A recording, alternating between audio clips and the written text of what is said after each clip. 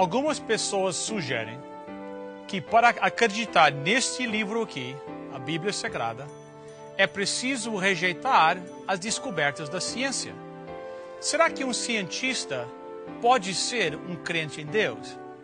Esteja conosco para uma conversa muito importante que vai explorar a ideia: será que nós podemos encontrar Deus no laboratório? Nós voltaremos dentro de um minuto.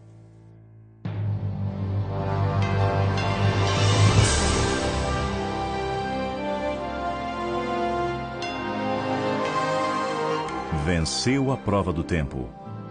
O livro de Deus, a Bíblia, ainda relevante neste mundo complexo.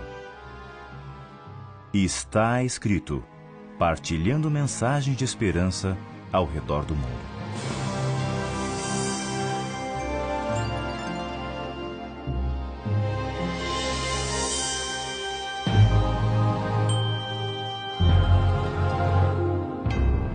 Nosso convidado especial hoje não está escrito, é o Dr. Montenegro. Dr. Montenegro, muito obrigado por ter aceito nosso convite. É um prazer. O Dr. Montenegro obteve o seu título de doutor em Físico-Química pelo conhecido Instituto Max Planck da Alemanha. Sua tese de doutorado foi desenvolvida na área de pesquisa conhecida por biomimética, onde os processos e estruturas da natureza são usados como exemplos no desenvolvimento e fabricação de novos materiais e equipamentos mais eficientes, mais resistentes e ecologicamente viáveis. Dr. Montenegro já publicou dezenas de artigos em revistas científicas e foi palestrante em várias conferências. Hoje, ele trabalha em Toronto como cientista na área de biotecnologia. E apesar de usar a ciência como ferramenta no seu dia a dia, ele não tem dúvidas que a própria ciência, a complexidade e beleza da natureza apontam para um Criador e que nós, seres humanos, fomos criados por esse Deus poderoso. Essa mesma sua posição? Claro. É interessante que muitas pessoas dizem que para ser um cientista tem que rejeitar a crença em Deus. Mas você é os dois, é cientista e acredita em Deus. Será que você é a exceção? Não. Isso é que é o mais interessante. Eu, quando me mudei para a Alemanha, para estudar no Instituto Max Planck, me lembro que uma pessoa da igreja onde eu ia chegou para mim e falou: você é provavelmente a única pessoa que acredita em Deus naquele instituto. Eu fiquei um pouco preocupado com aquilo, né? Será que sou o único que crê em Deus em todo aquele instituto? E poucos dias depois, eu estava no restaurante do instituto e algo interessante ocorreu. Eu vi um dos cientistas, na hora do almoço, fechar os olhos e fazer uma pequena prece antes de comer. Então eu notei, não estou só. Alguns dias depois, então, eu estava indo para o Max Planck com uma camiseta e na frente da minha camisa estava escrito 100% Jesus. E ao entrar no instituto, eu comecei a perceber que alguns dos cientistas se dirigiam a mim e cochichavam no meu ouvido: eu também acredito. É interessante. Eu também creio. Então, passei a descobrir que dentro daquele instituto e em outros institutos que eu tive a oportunidade de visitar, sempre há cientistas que creem em Deus, que oram, leem a Bíblia, vão aos cultos, adoram esse Deus que a Bíblia descreve. A grande questão é que eles não divulgam a sua fé expressamente porque existe um preconceito geral contra cientistas que creem em Deus. Mas por que esse preconceito? Eu acredito que parte desse preconceito vem da questão do iluminismo, que entrou na Europa, principalmente na França. Mas devemos entender a história, como é que isso ocorreu. Devemos lembrar que, naquela época, a igreja cristã que dominava, fez uma péssima representação do caráter de Deus. Que, por incrível que pareça, a própria igreja que pregava que a Bíblia é o livro de Deus, proibia as pessoas de ter esse livro, estudar, interpretar. Então essa tirania religiosa gerou um certo desconforto. E as pessoas começaram a procurar uma outra solução, um outro caminho. Daí surgiu a questão do iluminismo, onde as pessoas, naquela época, elegeram a razão como uma deusa e passaram a adorar a razão. E a partir desta época, então eles passaram a procurar ideias, teorias que pudessem explicar o mundo, excluindo a ideia de Deus, excluindo a fé, excluindo a Bíblia. Portanto, qualquer ideia, qualquer teoria que surgisse seria bem-vinda, contanto que afastasse a ideia da Bíblia. Daí temos essa expressão do racionalismo, e virou moda ser ateu, virou moda ser racional, porque as pessoas achavam que ser racional significava ser inteligente, e crer na Bíblia seria uma pessoa estúpida.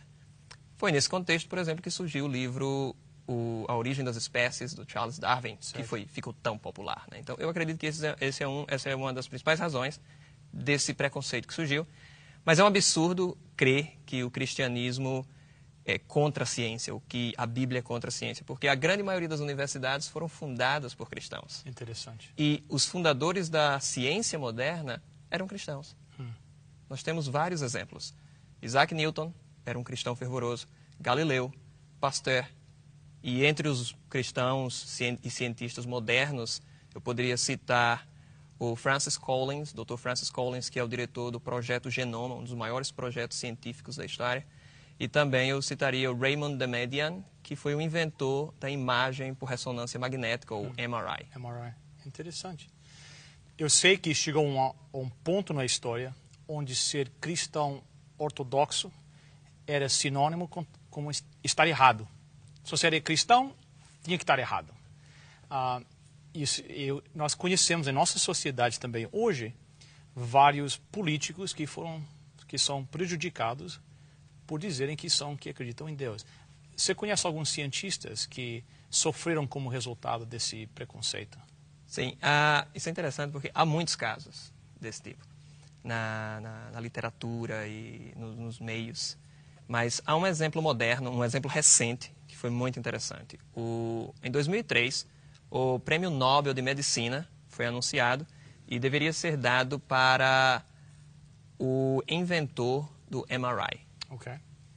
Acontece que no dia da entrega do prêmio, o principal inventor, Dr. Raymond, que eu acabei de mencionar, que é cristão, ele não foi convidado, ele não recebeu o prêmio. Mas dois outros colaboradores, ou duas outras pessoas que haviam colaborado com o progresso daquele novo sistema de imagem, que era a ressonância magnética. E ninguém entendeu por quê. Se ele era o principal inventor, se foi ele que fez os primeiros experimentos, que desenvolveu a técnica, por que ele não venceu? Por que ele não achou?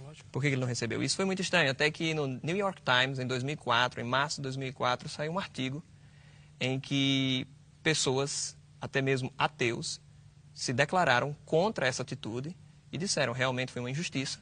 E a única razão pela qual não deram o prêmio ao Raymond foi por ele ser um cristão devoto e acreditar na Bíblia. Então, provavelmente, a comissão do Prêmio Nobel ficou com medo de dar a oportunidade para que ele utilizasse o dia da entrega para fazer um sermão.